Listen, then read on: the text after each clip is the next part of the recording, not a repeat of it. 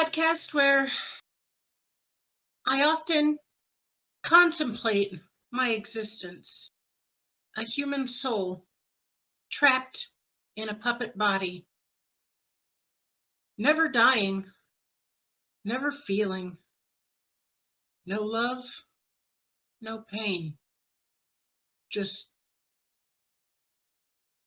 the existentialism that I feel every day when I look in the mirror. I'm Matthew, and joining me is my dad, the Dean of Games. You can find him at the Dean Slater on all platforms. And also joining me today from Twitch's Graveyard, we have Gavin. Hello. You okay there, Matthew? Oh yeah, I'm fine. Why? No reason, I guess. Gavin, should we be watching him? No, it's fine. Are you only saying that because you feel similarly? Nah. So, what have you guys been doing? Well, I was on vacation, and now I'm back to work. So that sucks. What also sucks is the podcast that was supposed to be at the start of my vacation. So things got real fucked up. So I have a delay set on the microphone because the microphone I use is separate from the webcam, so they get out of sync. So I've figured out the amount of milliseconds they get out of sync, and I've actually delayed my microphone for that. Well, it turns out when we were recording the last podcast episode, my computer no longer reads my microphone, so it switched to the default mic, which has a different, which also has a different speed. So that delay that I automatically have set ended up really fucking with the editing. And every time I would fix it in the edit, later on in the edit, it would be out of sync again. And it ended up not being great. So I ended up saying, fuck it, enjoyed my vacation, and then at the end of my vacation, dealt with it. So podcast was a week late. We missed a week, but Wouldn't be the first time. no, unfortunately. But how about you, Gavin? I'm sleeping. Yeah, you had a rough week without me there to help you. You can't even deny it. Because Can't deny it, but I can't say it's true either. I heard all about. You know how they do me at that job. Oh yeah. I wish I could do you. What? I'm good. Oh. Speaking of the job and speaking of me saying things that are a little inappropriate. Oh, great. I went up to Elijah and Mitch at yesterday, and I go, listen, guys, I'm a little upset with you. And they're like, why? And so I go, I told you that I've been ripping up the carpet from the master. It involves a lot of getting down and back up, So it's basically like doing squats. And none of you have made a comment about my ass. And Mitch goes, sorry, I'm into skinny guys. Oh. No, I said, you mean like Gavin? He goes, no, skinnier. So like Zach. Yeah, basically Zach. I was like, oh, well, that makes sense. I guess I can't be too upset with you for that.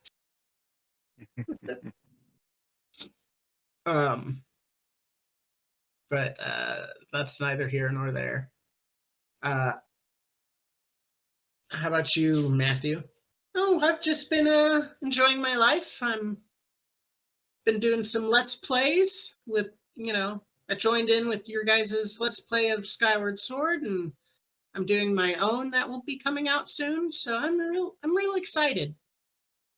But this is Extra Extra, your weekly gaming news podcast covering the news leading up to Sunday, April 7th, 2024. And if you like us, you can go to patreon.com/thebriefing-room. Let's get to some news. Okay, so the first story comes to us from Chris Scullion at VGC.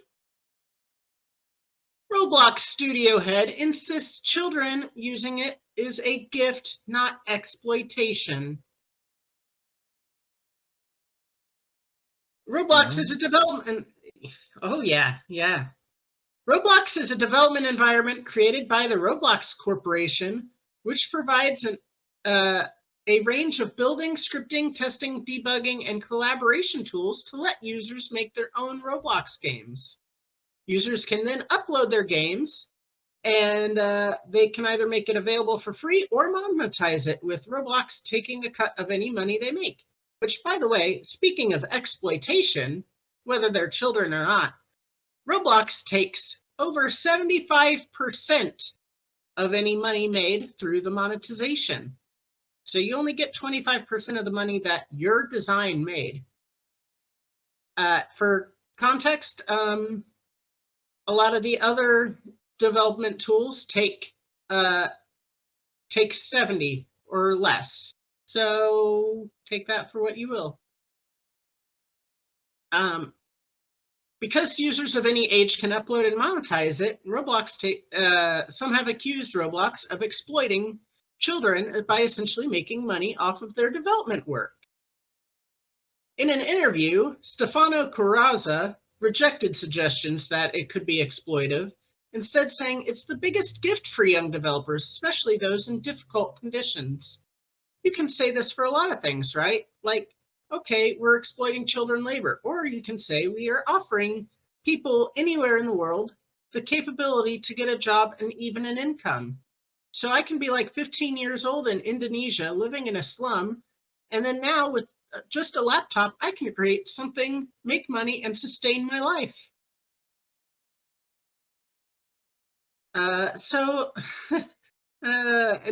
For context, more than 65 million people play the game daily, which we will get into later as well. So what do you guys think about that? Where to start?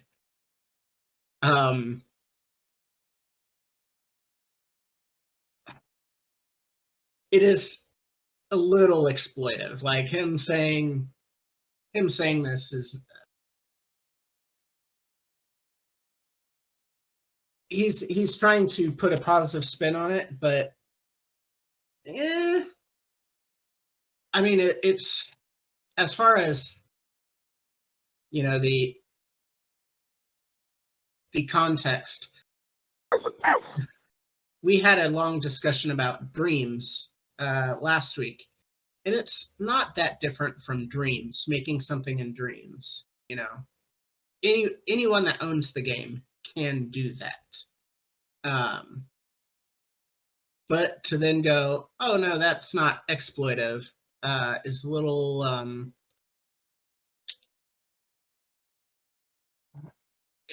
it's a little scummy, right? But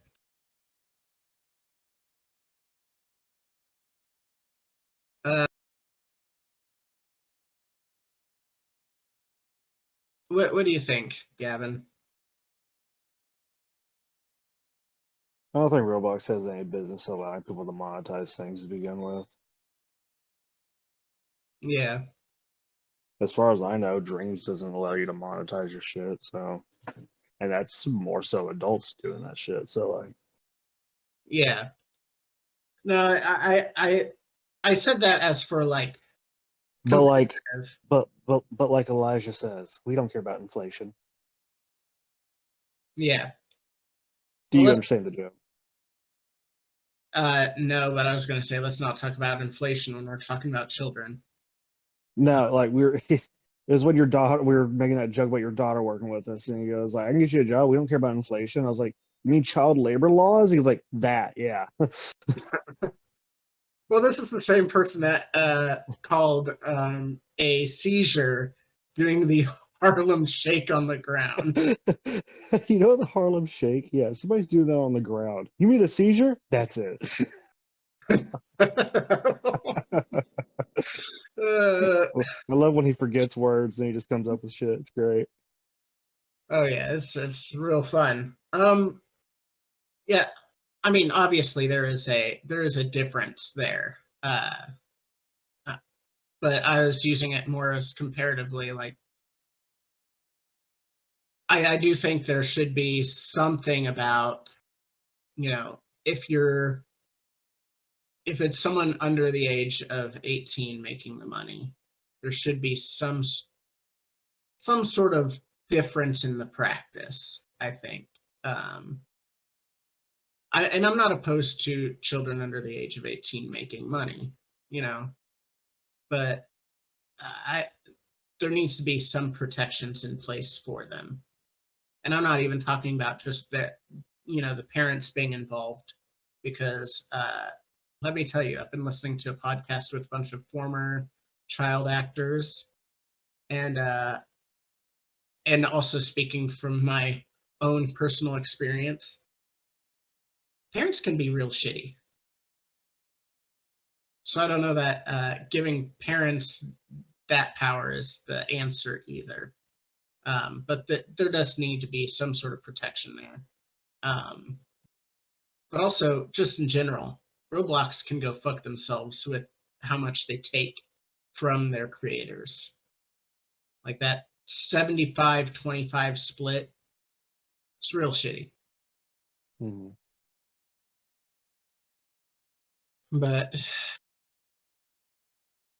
we'll go from one shitty monetization to another shitty monetization. Unless you have anything to say, Matthew. No, I don't have anything else to add to that one. I don't play Roblox, but my sisters do, but I don't think they create anything there. So, it is what it is. Okay, next story. Roku wants to patent the ability to display ads when consoles connected to its TVs are paused. um, However, so Roku software features a screensaver which appears during moments of inactivity, and the company makes extra money by placing ads in the screensaver. However, when the TV is used to play an HDMI device, such as a game console, Roku software is no longer running, and it can essentially no longer make advertising revenue through its branded TVs. This new patent, spotted by LowPass, is still pending, would address this by showing ads on the TV screen anytime the HDMI device is in a pause state. According to the patent, the TV would study the signal coming in from the HDMI cable and would attempt to determine when the picture and audio have been the same for a period, i.e. when the game is paused. It would then intercept the HDMI picture and replace it with an ad, presumably until the HDMI picture changes again, i.e. when the player pauses the game. It also explores the idea of studying the HDMI image to determine the sort of content that has been paused so it can provide ads that fit that context. So, what do you guys think about that?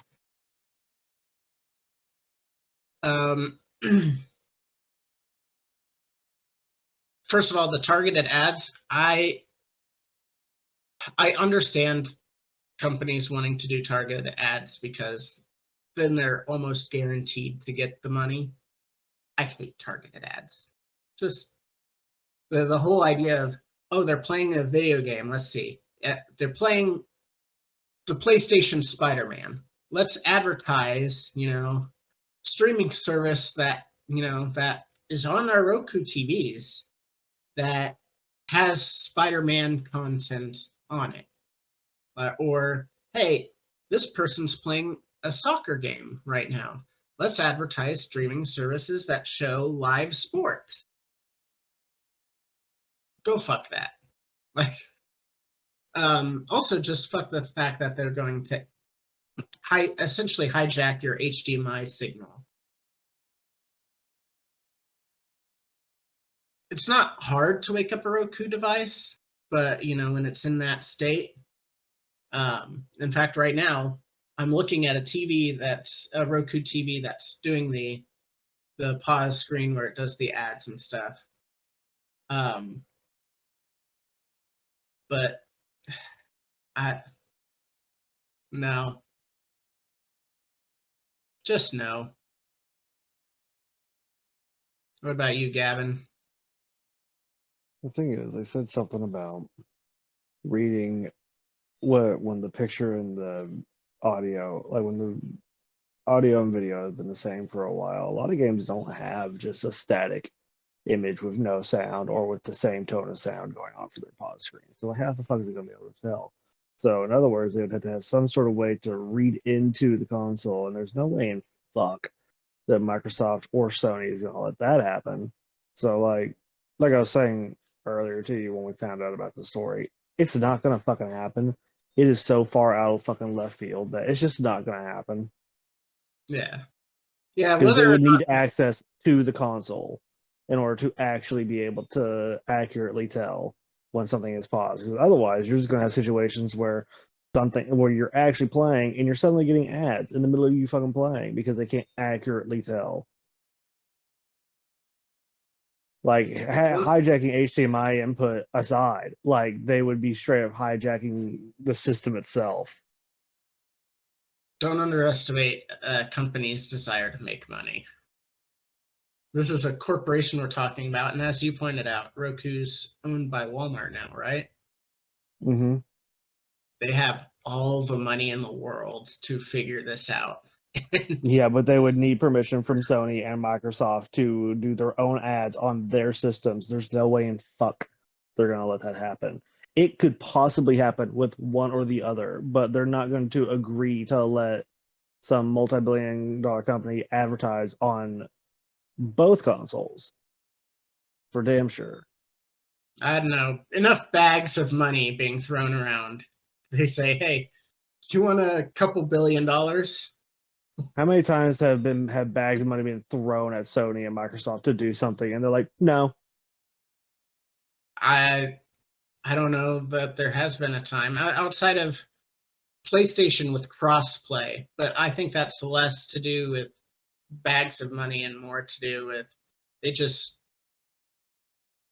they don't want to cooperate with their competitors in general, no matter what kind of money it is. Although they did bend a little bit, but it's only in specific situations for those. Yeah, but then that just goes right back to it. Roku would need access to the PlayStation consoles. Yeah. You think fucking Sony's going to allow anybody to have access to anything? Fuck no. Or what they just do instead of working with the consoles, they just decide, hey, no, after this much amount of time, they should be done with their game. Like, no, they'll be like, all right, gamers typically play 3 hours or something. After 3 hours, we're just going to hijack the HDMI signal, period. They could do that, but then they're going to lose fucking business because then nobody's going to fucking buy a Roku. Yeah. I don't know. Because, like, even then, there's other things that people use the HDMI for other than gaming, like other than consoles themselves. People use it for laptops, for I can't name other shit, but like, they'd be hijacking pretty much everyone's HDMI for something that they use for multiple hours, and it's gonna be a hassle, and people are gonna be like, fuck this TV, I'm fucking, I'm either selling it or whatever and going and buying a different brand of TV because they're not gonna. So whether it happens or not, they're gonna lose money out of it. They're not going to Yeah. gain money like they think they're going to. They're going to lose mass amounts of money because people are just going to stop buying their fucking TVs. If the last couple years of the video game industry is any sort of indication, and not just video game industry, tech industries in general, companies don't think big long term. They think short term. Yeah, And I we mean, were if that's the talking case, about, then Roku's going to take a huge hit, and in turn, Walmart will take a huge hit. we were just talking off podcast about Embracer. They spent more money than they had acquiring different companies and IPs, and they had to sell off a lot of that stuff in order to pay off their debts. Mm-hmm. And investors are already asking, like they just got done with all the restructuring they needed to do to be profitable again, and investors are already asking, hey, when are we going to start buying shit again? Like they don't think about that kind of thing. They want the money now rather than. Yeah, but also Roku's owned by Walmart, and if Walmart is good at one thing, it's making themselves fucking money and not losing out on fucking money. That's true. And like I said, that would just lose Roku massive amounts of money, which would in turn lose Walmart massive amounts of money. And you and I both know they're not about that shit. Yeah. Like they'll no, it's not gonna fucking happen. They're gonna say they're gonna patent it. It's not gonna fucking happen. There's too many different variables of very highly unlikelihoods at play for it to actually become a thing. And if it does happen, it'll fail miserably. Yeah. Yeah, this is something we're both very passionate about because we both have Roku TVs, and obviously It's just. yeah, Well, I mean, it's not even that. Like, I hear a lot of stupid shit all the time from this fucking podcast about companies doing dumb shit. This is by far oh the yeah, most far-fetched, out of fucking nowhere, left field like scheme that I have heard a company try pulling, and I'm like, there's a certain amount of stupidity that is acceptable, and this is just like when it comes to billion-dollar companies, like that you expect. This is just so far out beyond the realm of stupidity that yeah. it's laughable. I I agree with that. I just Like, that's why when you told me the story, I just laughed. I'm like, fucking what? No, there's no fucking way. yeah, I agree. It's very stupid, and it's going to lose them money, but I still think it happens personally. I don't think it happens. There's no fucking way. There's no way they're gonna get that many corporations to fucking work together with them and make it work successfully with what they would have to do with the consoles in order to do so. Yeah, I mean, we'll see, Especially right? if with them, especially with them being other billion-dollar companies that are super super strict about things when it comes to their consoles. Like they'd have to have straight up access to their shit. There's no fucking way they're allowing somebody to just take access to their shit, especially if they're working with their competitors. Yeah, and I will point out real quick that A, this is just a patent, and B, that it's patent pending. A lot of companies will just make patents so that way no other company can swoop in and use that technology. Mm-hmm. Like my father-in-law, the company he works for, they patent everything they come up with, even the stuff that they immediately, they come up with and they immediately go, no, that won't work. They still patent it. So that way, if anyone ever does that same thing, they can sue them and get money off of that. So I will say, just because they filed a patent doesn't mean they're going to do it. And also the patent is still pending. The patent could be denied too. I doubt it is, but I will Just from a throw that simple out there. like, yeah, but that like just from a simple business standpoint, it's there's that is That is one of the most ludicrous things I've ever heard. Not the most ludicrous thing I've ever heard of business doing, but it is one of the most ludicrous things I've ever heard of a business trying to like say they're gonna do. Not that they'll actually do, but say they're gonna do. It's like you're a fucking idiot. And if you actually try pulling that off, you just don't deserve to be running a business like that because that's so bad. Yeah. So, anyway, let's go ahead and go to the next story, Matthew. 60% of playtime in 2023 went to 6-year-old or older games, new data shows. In a newly released game industry report by market researcher Newzoo, shows that while PC and console markets grew 2.6% in 2023, overall playtime decreased as gamers spent more and more time on a smaller list of old games like Fortnite and League of Legends.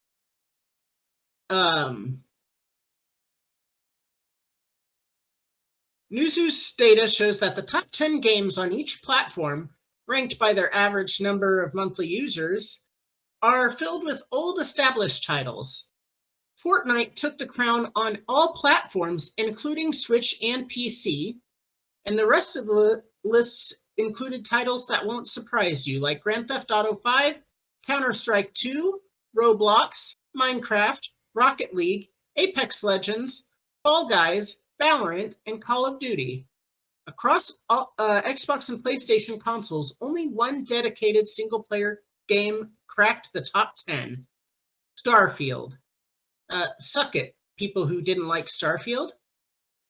To further prove that gamers are primarily focused on older games, Newzoo's data shows that just 66 titles accommodated for 80% of playtime, and 60% of that playtime was spent in games that are 6 years old or older. In fact, in 2023, 5 old games, Fortnite, Roblox, League of Legends, Minecraft, and GTA, accounted for 20% of all playtime in the year. It gets worse. Of the 23% of playtime spent in 2023 on new games, defined as 2 years or younger, more than half was spent in big annual sequels like Madden or NBA. Only 8% of playtime was spent on new non-annual titles like Diablo 4 or Baldur's Gate 3. So, what do you guys think about that? Do you want to start, or you want me to start?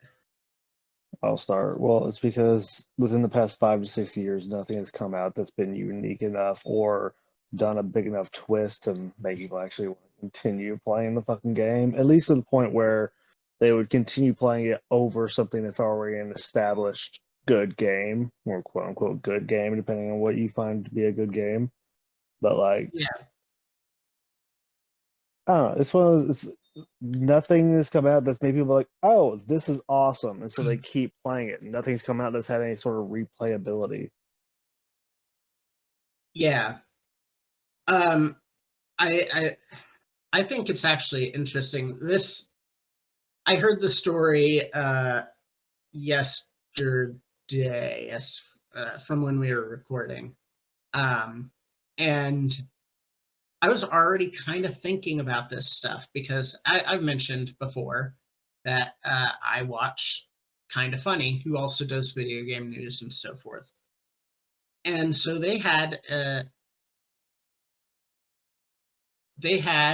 one of their founders, his best friend's son. They were visiting, and they had the son on their streams with them and so forth, and they were playing. Helldivers 2. And,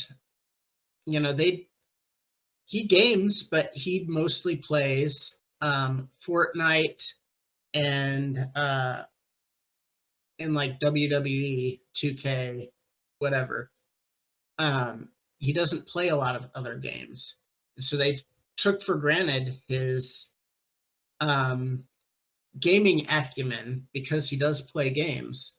And so when they're describing how he needed to do different things, they're like, all right, push left on the D-pad. And he's looking, and he's like, you mean this? You mean this? And his dad eventually goes, do you know what a D-pad is? Like, we take advantage of the idea that you would know that for someone that plays games. But if the game they play doesn't use the D-pad and they're only playing those games, media is just being consumed entirely different than it ever used to be.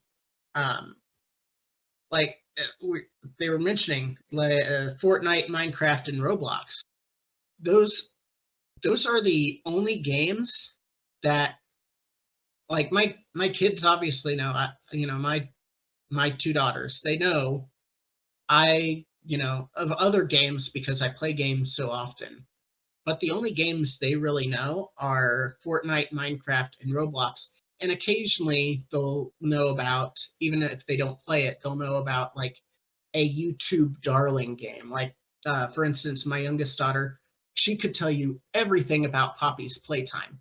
She's never played it. She only knows that because of YouTube. Mm-hmm. Because it got big on YouTube. There's a game I had never heard of, but apparently it's massive, and it's because of YouTube that it's massive. It's called Friday Night Funkin'. They were talking about it on Kind of Funny. Like, oh, you never heard of that? Funny guys. No, I'd never heard of it, and no one on Kind of Funny had heard of it either. But it's apparently a YouTube darling, and like the kids love it. And it's just, I remember when I was getting into games, like in the 2000s, really starting to show my age.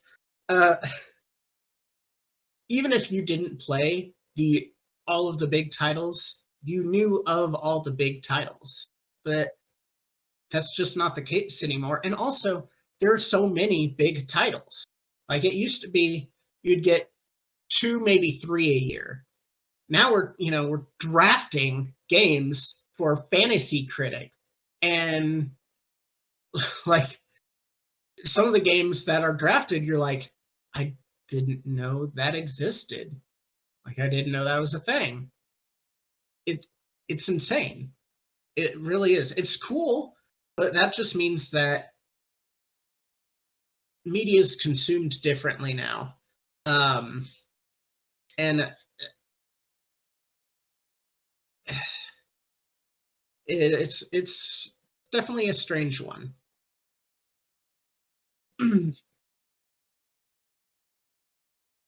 Yeah. So I think this is why we have new live service games fall. Whenever a new live service game comes out, it's like most of the time it's just here for 3 months to a year, maybe at most, and then they just end. It's because there is so many people that would play the live service games are already committed to a live service game. They don't have the time to hop into a new one because they're already committed to one. But it's also why all these companies are now trying to make live service games when instead of these big single player games, because no one's playing the big single player games. There's only on all the platforms, on PC, Switch, Xbox, PlayStation, out of those 4 platforms, there was only one single player game on there. And that's why companies are trying to shift from single player into live service, even though live service games fail all the time. And it's because the single player games cost so much money to make, and so little time is actually spent on those games. And there's got to be a break at some point where at some point someone has to say, all right, we either need to look at how we do these live service games to make them different, or how do we make the single player games more profitable? And market it to those people that play the live service games, so that way they can maybe hop in for a little bit. I don't know. That's just what I think about it. They should just, give their games replayability, and but they don't do that. No.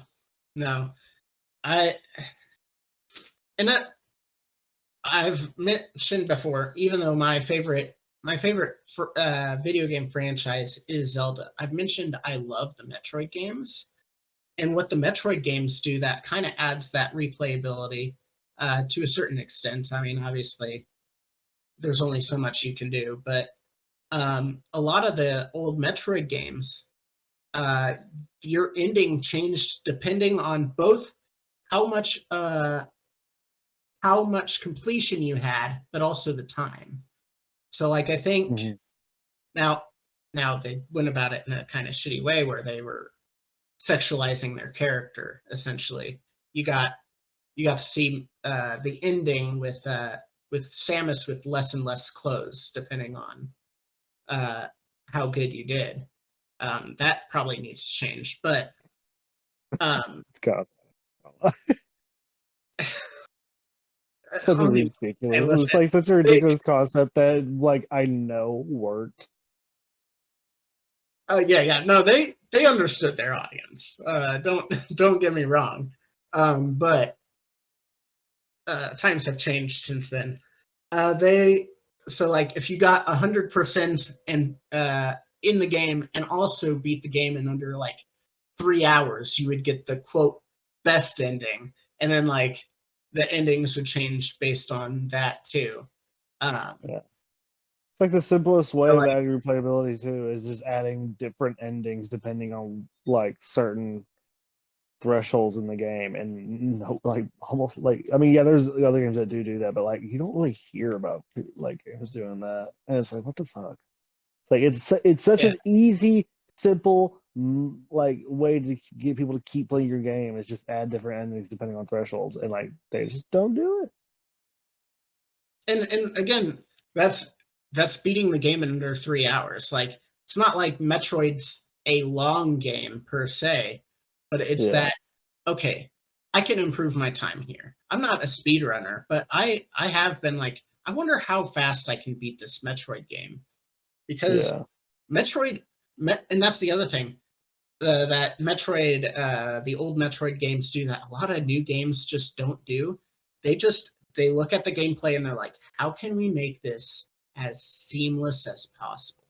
It feels so good and so fun to play those games. And like I said, the other thing about the replayability, some of those items that you get for the 100%, they are very well hidden. So it's okay, first, let's find all the stuff. Let's figure out where all the stuff is, and then we'll start figuring out what the best pathing is to get all that stuff without, breaking a sweat, And so it's a short game, but there's so much there because you can find all the stuff. You can try to beat your times, and it just is fun. You want to play that game. I'm talking about it now, and I'm like, man, I have allegedly Metroid on my computer right now. I could just play Metroid right now. But yeah, we actually have been talking longer than we have in the last few weeks. This last story should be relatively short, though. But we want to do it anyway for a reason that Matthew will point out. Matthew? I mean, it's weird when your co-host actually interacts, so. Well, I purposely chose some stories today that I knew would get you fired up. You say fired up, I'm literally just fucking, I don't even know what the fuck I have said this podcast. I'm over here playing Minecraft right now. Yeah, I'm too busy producing to be able to play games while doing the podcast.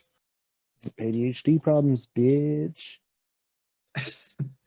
Yeah, as Dean mentioned, we wanted to do this story because this is this story that would be very special to our former co-host, Landon. Rest in peace. The first Gears of War 6 news will reportedly be coming this summer. During the latest episode of, oh, look at that, kind of funny X-Cast, Paris Lily made a prediction that Gears 6 news wouldn't arrive in the summer. A prediction that was seemingly verified by that episode's guest, Giant Bomb's Jeff Grubb. While Lily's claim was merely a prediction, Grubb then appeared to suggest that it was an accurate one, saying, "I've heard some stuff happening with Gears 6 this summer, so I think that tease sounds about right to me. That seems what we can expect." So, what do you think about Gears 6 news possibly coming this summer? Well, I personally am excited. I've yet to play Gears 5. I need to play Gears 5. It's on my list to do. And actually, maybe I'll find time. I've kind of made a streaming schedule for me on games that I'm going to do. I have my next. I'm at the end of my current list, though. Maybe I squeeze Gears 5 in there right now. Because I have the next 3 games planned out, but after that, it's whatever. And one of those games isn't going to take too long. So yeah, maybe I squeeze that in there somewhere where I'm like, okay, let's do Gears 5 to prepare for Gears 6. But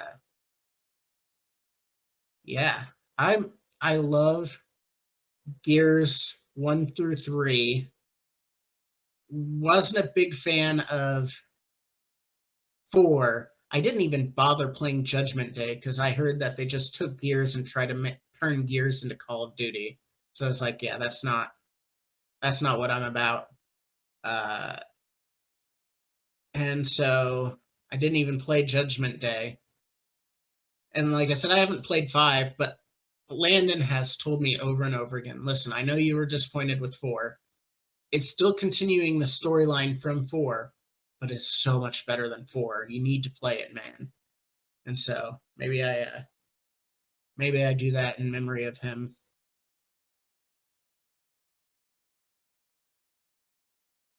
By the way, he's not actually dead. I was chuckling. I was like we're acting like he's actually dead.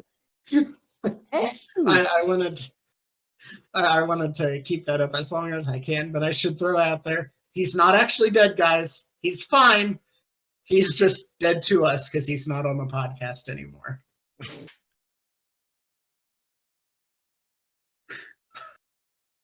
Oh, we are terrible.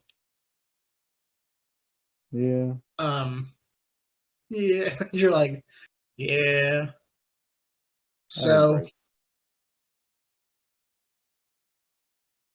yeah, that's what we all should do. We should all embrace how terrible we are. Got that, people? We're terrible. Now, Matthew, tell the people what they should think about these terrible people on this podcast. Well, if you liked or didn't like this podcast or the people in it, make sure to do all of the things like hitting the like button and hitting the subscribe button and hitting the bell, the XofPlays on YouTube, or giving a high rating on whatever podcast service you use so you can find people that may also want to cancel our hosts. Be sure to tell people about the show. Word of mouth is the best way to help us grow, and I brought it up before, but on patreon.com/thebriefingroom, you can financially support the show and get cool rewards as well. That's all from us. Take care.